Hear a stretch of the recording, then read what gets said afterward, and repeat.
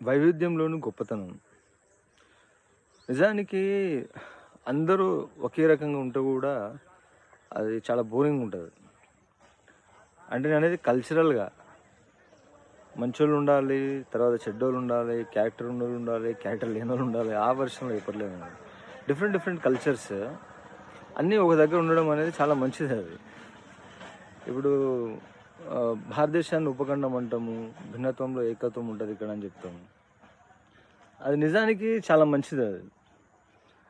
ఎందుకంటే దానివల్ల variety of foods ఇవన్నీ మనకు అందుబాటులోకొచ్చినాయి.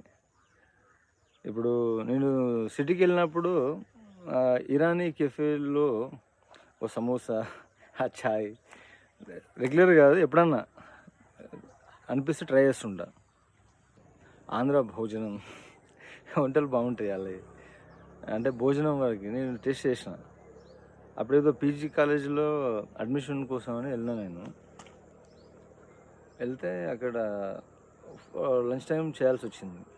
లంచ్ ఒక ఆంటీ ఫుడ్ పెట్టిందక్కడ స్ట్రీట్ సైడ్‌కి.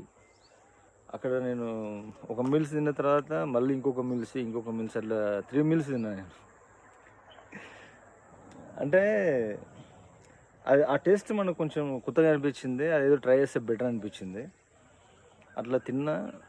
ఇక తిని డైజెస్ట్ చేసుకోవడం ఆల్రెడీ మనం ఎక్సర్సైజ్ చేస్తున్నాం కాబట్టి రెగ్యులర్‌గా అట్లా ఏం తినం గదా!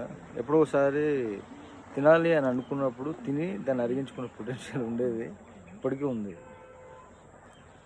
ఆ తర్వాత ఆంధ్ర భోజనం గానీ, లేదనంటే హైదరాబాద్ చాయ్, సమోసా గానీ, లేదనంటే మావాడీస్ దగ్గర స్వీట్ షాప్స్‌లో కచోరీ అది ఒక్కటే నాకిష్టం. వాళ్ళు చేసిన దాంట్లో. ఎప్పుడైనా తింటే పాపిడి తింటుంటాం.